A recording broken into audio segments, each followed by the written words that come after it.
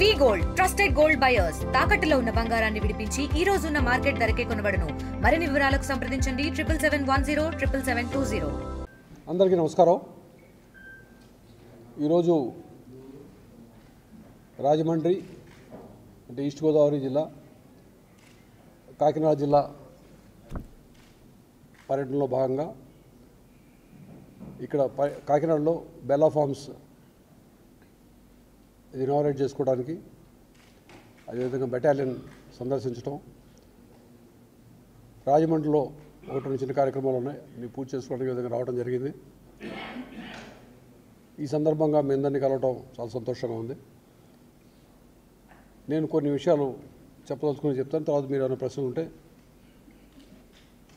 You can ask me. మేము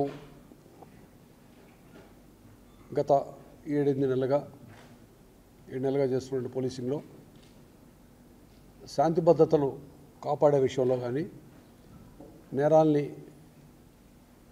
నిరోధించడం, అదేవిధంగా వాటిని డిటెక్ట్ చేసే విషయంలో కానీ అత్యంత సైంటిఫిక్ వేగా, ప్రొఫెషనల్గా వ్యవహరించడం, ఎవిడెన్స్ బేస్డ్ కింద కేసెస్ని ఇన్వెస్టిగేట్ చేయటం, ఏదన్నా నేరం జరిగినట్లయితే దాన్ని ఒక టెక్నాలజీని వాడటం ద్వారా, సైంటిఫిక్ ఎయిడ్స్ వాడుకోవడం ద్వారా మాకున్నటువంటి స్కిల్స్ అన్నింటినీ ఉపయోగించుకొని డిటెక్ట్ చేయడం వల్ల కేసులు చాలా వరకు డిటెక్ట్ అవుతూ వస్తున్నాయి. అదేవిధంగా కొంత ఇన్ఫ్రాస్ట్రక్చర్ని కూడా ఇంప్రూవ్ చేసుకున్నాం. ఉదాహరణకి కొంతకాలంగా ఎక్కువ వాడుకలో లేనటువంటి డ్రోన్స్ని వాడుకోవటం, అదే సీసీటీవీ కెమెరాస్ ఇంతకుముందు ఇన్స్టాల్ చేసిన కెమెరాలు కొన్ని నెట్వర్క్ సరిగా లేకపోవడం వల్ల, యాన్యువల్ మెయింటెనెన్స్ అమౌంట్ కట్టకపోవడం వల్ల వాటి పనితీరు ఆగిపోయింది, వాటి పని చేయటం ఆగిపోయినాయి. వాటిలన్నింటినీ మేము మళ్ళీ రివైవ్ చేసుకోగలిగాం. ముఖ్యంగా మేము చెప్పుకోవాల్సిన విషయం ఏంటంటే, ఫింగర్ ప్రింట్స్ ఐడెంటిఫికేషన్ సిస్టమ్ అని యాఫిస్ అనే సిస్టమ్ ఉంటుంది. అది దేశంలోనే 2 రాష్ట్రాలు అత్యంత ఆధునికమైనటువంటి సిస్టమ్ పెట్టుకున్నాం. ఒకటి ఆంధ్రప్రదేశ్, ఇంకోటి తెలంగాణ. జాతీయ స్థాయిలో ఎక్కడైనా పోటీలు జరిగినప్పుడు ఒకసారి వాళ్ళు ఫస్ట్ అయితే మేము సెకండ్ అయితే, ఇంకోసారి మేము ఫస్ట్ వాళ్ళు సెకండ్ అయ్యే విధంగా పోటాపోటీగా జరుగుతున్నటువంటి ఫింగర్ ప్రింట్ సిస్టమ్ చెడిపోవడం, దాన్ని మళ్ళీ మేము రివైవ్ చేసుకున్నాం. మొత్తం మీద రాష్ట్ర ప్రభుత్వం ముఖ్యమంత్రి గారి ఆదేశాల మేరకు విజిబుల్ పోలీసింగ్ ఉండాలని, ఇన్విజిబుల్ పోలీస్ ఉండాలని, అంటే పోలీసు యొక్క పనితీరు విజిబుల్గా కనిపించాలి, పోలీసులు ఎక్కువ కనిపించాల్సిన అవసరం లేదు అనేటువంటి స్లోగన్ని, విజిబుల్ పోలీసింగ్, ఇన్విజిబుల్ పోలీసింగ్ అనే స్లోగన్ని మా క్షేత్రస్థాయిలో అందరి మనసుల్లోకి దాన్ని వేడి చేయటం, బందోబస్తు ఎంతవరకు అవసరం అంత వేయటం, ఎక్కడైతే మెన్ని తీసేసి డ్రోన్స్ వాడటం ద్వారా పెట్రోలింగ్ చేయగలమో, లేకపోతే నిఘా అనేది ఎక్కడైనా పెట్టాలంటే మ్యాన్ పవర్ని పక్కకు పెట్టి కొంతవరకు డ్రోన్స్ని కానీ సీసీటీవీ కెమెరాస్ వాడుకొని ఎలా చేయగలమో అన్ని విధాల ప్రయత్నాలు చేస్తూ ఉన్నాం. దాంతో మాకు మంచి సత్ఫలితాలు వస్తూ ఉన్నాయి. ఈ 7 నెలల్లో 6 నెలల్లో అనేకమైన కేసులు, 2-3 సంవత్సరాలుగా అపరిష్కృతంగా ఉన్నటువంటి కేసులు కూడా డిటెక్ట్ అయినాయి. టెంపుల్ అఫెన్స్ అయితేనేమి, ఏటీఎం థెఫ్ట్ కేసులు అన్నీ కూడా డిటెక్ట్ అయినాయి. కొన్ని మర్డర్ కేసులు, అదేవిధంగా రేప్ అండ్ మర్డర్ కేసులు ఇట్లాంటివి కూడా డిటెక్ట్ అయినాయి.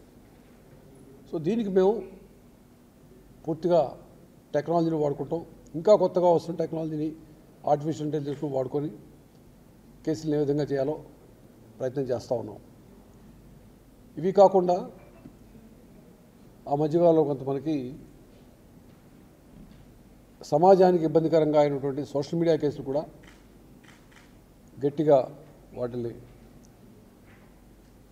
ఎవరు పెడుతున్నారో తెలియకుండా మాస్క్ చేసిన ఐడెంటిటీలన్నీ రివీల్ చేసి బయటికి తీసి వాటి కూడా డిటెక్ట్ చేయడం జరిగింది. సో ఈ విధంగా చేయటం వలన అనేకమైనటువంటి ప్రాపర్టీ అఫెన్స్ అయితేనేమి, తర్వాత ఈ బాడీలీ అఫెన్సెస్ అంటే మర్డర్లు, క్రైమ్ అగైన్స్ విమెన్ అవన్నీ కూడాను కంట్రోల్ చేయగలిగాం. ఈ మధ్యకాలంలో మాకు వచ్చినటువంటి పెద్ద సమస్య ఏంటంటే సైబర్ క్రైమ్. సైబర్ క్రైమ్ అనేది దేశం మొత్తంలో అన్ని చోట్ల కూడా విపరీతంగా పెరిగిపోతూ ఉంది. ముఖ్యంగా ఈ మధ్య మీరు డైల్ టోన్లో కూడా వస్తుంది, డిజిటల్ అరెస్ట్ గురించి వస్తూ ఉంది. అదేవిధంగా ఇన్వెస్ట్మెంట్ స్కామ్స్ గురించి, ఆ తర్వాత సెక్స్టార్షన్ సంబంధించిన కేసుల గురించి, జాబ్ రాకెట్ కేసుల గురించి వస్తూ ఉంది. ఇవి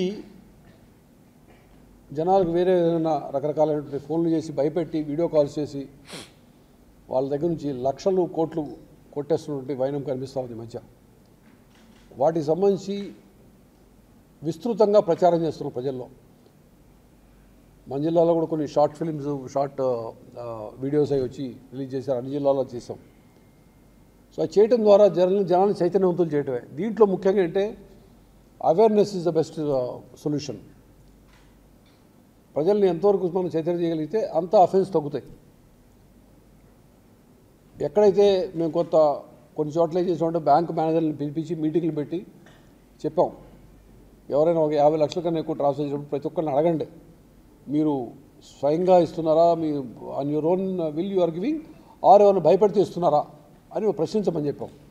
అట్లా ప్రశ్నించిన చోట చాలా చోట్ల అఫెన్స్ ఆగిపోయినాయి, అఫెన్స్ జరగకుండా అయిపోయింది, లేదా అక్కడ కూడా పోయే పైసలు. సో ఆ విధంగా సైబర్ క్రైమ్ ఒకటి ప్రివెంట్ చేయడం కోసం అగైన్ 2 విషయాలు ఆలోచిస్తున్నాం. దాంట్లో ఒకటి, ప్రతి జిల్లాలో సైబర్ క్రైమ్ పోలీస్ స్టేషన్కు ప్రతిపాదన పంపించాము, ప్రభుత్వ పరిశీలనలో ఉంది, అది ఆల్రెడీ ముఖ్యమంత్రి గారు ఒప్పుకున్నది, వచ్చేస్తుంది. రెండవది టెక్నాలజీని వాడుకోవటం, అంటే ఆ సైబర్ క్రైమ్ పోలీస్ స్టేషన్ వచ్చేలోపే ఉన్నటువంటి టెక్నాలజీ, ఆధునికమైనటువంటి టెక్నికల్ అసిస్టెన్స్ తీసుకొని వాటిని డిటెక్ట్ చేయటం. మూడవది ప్రచారం చేయటం, ఎక్కువ అవేర్నెస్ తీసుకురావడానికి ప్రయత్నిస్తాం. ఇవన్నీ చేయడం ద్వారా సైబర్ క్రైమ్ కూడా కంట్రోల్ చేయడానికి ప్రయత్నిస్తాం.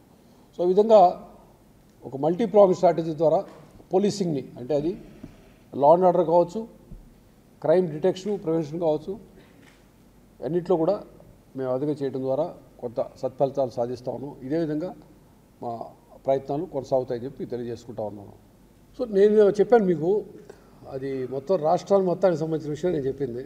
ఒక నియోజకవర్గం కాదు, ఒక జిల్లా కాదు, రాష్ట్రం మొత్తంలో కూడాను నేరాలు. నేను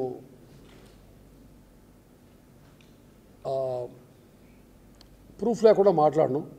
కొద్ది రోజుల క్రితమే యాన్యువల్ క్రైమ్ రౌండప్ చెప్పినప్పుడు, క్రైమ్ స్టాటిస్టిక్స్ చెప్పినప్పుడు చాలా క్లియర్గా చెప్పాను. ఒక్క సైబర్ క్రైమ్ తప్పించి సైబర్ క్రైమ్ పెరిగింది.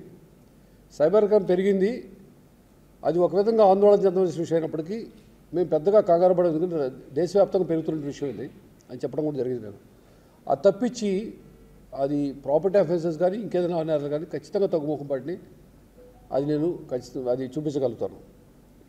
అయినప్పటికీ క్రైమ్ జరగకుండా చూడటం, జరిగిన క్రైమ్ డిటెక్ట్ చేయడం కోసమే మేము అహర్నిశలు కష్టపడుతూ ఉంటాం. సో అటువంటిది ఉన్నట్లయితే ఖచ్చితంగా దాన్ని అడ్రస్ చేస్తానని మీకు తెలియజేస్తూ ఉన్నాను.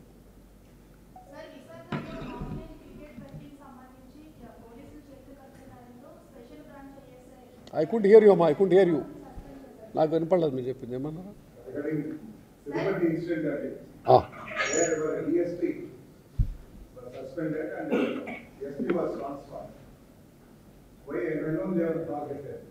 దానివల్ల it has a demoralizing effect on your police department. As a department that మీరు సపోర్ట్ చేయడంలో వాళ్ళు డిపార్ట్మెంట్ పీపుల్ వాళ్ళకి స్టాఫ్ ఓన్లీ వెళ్ళిన తర్వాత మీ డిపార్ట్మెంట్ ఎవరు కూడా మనం సపోర్ట్ చేసే వాళ్ళు లేరు కాబట్టి let us be keep quiet, let us not take any decision. Why unnecessary we should become scapegoat and unemployed company. మీరు చెప్పలేకపోవచ్చు, మీకు కూడా మనసులో ఉంది, ఎందుకంటే always politician need to wait, but department had inside you should support your department. ఇప్పుడు ఒక incident జరిగినప్పుడు దానికి పూర్తిగా విచారణ జరుగుతుంది. విచారణ జరిగినప్పుడు అదే అధికారి అక్కడే ఉన్నట్లయితే సరి అయిన దర్యాప్తు జరిగే అవకాశం ఉండదు, విచారణ జరిగే అవకాశం ఉండదు. కాబట్టి పక్క తప్పించడం జరుగుతుంది. వాళ్ళకి మళ్ళీ పోస్టింగ్ ఇస్తాం, వాళ్ళకేమి పనిష్మెంట్ ఇచ్చేదేం కాదు, వాళ్ళకి మళ్ళీ పోస్టింగ్స్ ఇవ్వడం జరుగుతుంది. విచారణలో అసలు తప్పులు ఏం చేస్తే ఇంకా బెటర్ పోస్టింగ్ కూడా ఇస్తాం. దాని గురించి మీరు కంగారు పడాల్సిన అవసరం లేదు. మా అధికారులు కూడా ఇక్కడ ఎంతమంది ఉన్నారు, మీరు కూడా కంగారు పడాల్సిన అవసరం లేదు, తెలియజేస్తూ ఉన్నాను. మనం ఏదైనా పని చేసాం, అందుకే చెప్తున్నా, we should do any job very scientifically. అంటే ఒక ఇన్సిడెంట్ జరిగినప్పుడు, ఒక పెద్ద బందోబస్తు చేస్తున్నప్పుడు మనకి ప్రాపర్ ప్లానింగ్ ఉండాలి. ప్రాపర్ ప్లానింగ్ చేసుకొని అడ్వాన్స్డ్గా అన్నీ మనం సమాయత్తం అయ్యి మనకున్నటువంటి రిసోర్సెస్ అన్ని వాడుకుంటున్నట్లయితే జనరల్లీ తప్పిదం జరగదు. అయినప్పటికీ జరిగినట్లయితే దానిపైన విచారణ జరుగుతుంది. కాబట్టి పెద్దగా కంగారు పడాల్సిన అవసరం లేదు. ఇది ప్రభుత్వం చేసిన నిర్ణయం. తర్వాత వచ్చేటువంటి విచారణలో అన్నీ బయటకు వచ్చాక దాని ప్రకారం యాక్షన్ ఉంటుంది. సో దీంట్లో డిమోరలైజ్ అయ్యేటువంటి అవసరం లేదని చెప్పి తెలియజేస్తా ఉన్నాను నేను.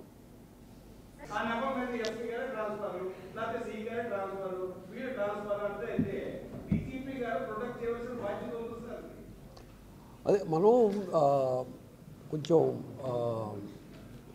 వివాదాల విషయాల్లోకి వెళ్లకుండా నేను చెప్పాలనుకుంది ఏమిటంటే, I can certainly tell you one thing.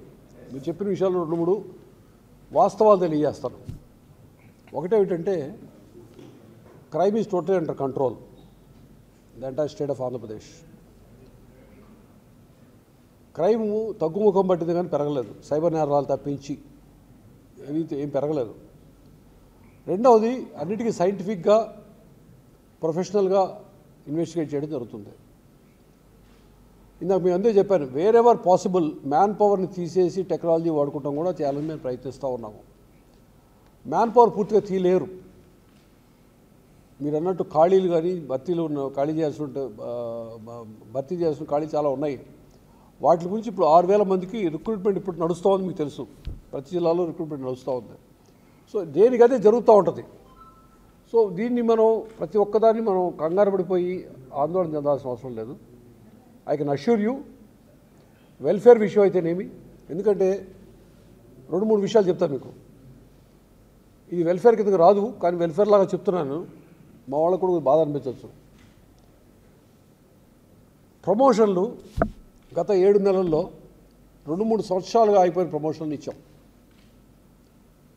APSP తీసుకున్నట్లయితే ఆర్ఐ నుంచి DSP, assistant commandant to DIG కూడా ఇచ్చాం. అది are pending for very long time. అదేవిధంగా సివిల్లో ఇచ్చాం, ఏఆర్లో ఇచ్చాం. ఇది సంక్షేమం కాకపోయినప్పటికీ కొంతకాలంగా అసలు ఆ విషయం పట్టించుకొని అన్నీ మేము ఇచ్చాం. తర్వాత కింద స్థాయిలో ఉన్నటువంటి ఎస్ఐలు టు ఇన్స్పెక్టర్ అయితేనేమి, కానిస్టేబుల్, హెడ్ కానిస్టేబుల్ అన్ని జిల్లా ఎస్పీలతో మాట్లాడి ఇప్పించాం. అంటే వాళ్ళ మొరేలు ఏమాత్రం తగ్గకుండా మేము చూసుకుంటూ ఉన్నాం. ఒకటి. రెండవది, నేను వచ్చిన మొదట్లోనే 4.7 కోట్లు వెల్ఫేర్ నుంచి శాంక్షన్ చేసాం మా పోలీస్ క్యాంటీన్స్ కోసం. అగైన్ వాళ్ళు వెల్ఫేర్ విషయం ఉంది, వెల్ఫేర్ అమౌంట్లో ఇచ్చాం. అదేవిధంగా ఈ మధ్య కొత్తగా మేము ట్రాఫిక్ ఎక్విప్మెంటు ఒక సుమారు 10 కోట్ల ఎక్విప్మెంట్ కొన్నాం. సీఎం గారు పోలీస్ అమరవీరుల సంస్మరణ దినం సందర్భంగా 20 కోట్లు శాంక్షన్ చేశారు మాకు. అంతకుముందు ఎప్పుడూ లేదు. 10 కోట్లు ఇచ్చేవాళ్ళు. ఈ సీఎం గారు ఉండగా 15 కోట్లు ఇచ్చారు 18లో 19లో. మరిన్ని వీడియోస్ కోసం ఛానల్ ని సబ్స్క్రైబ్ చేయండి. లేటెస్ట్ అప్డేట్స్ కోసం వాట్సాప్ ఛానల్ ని ఫాలో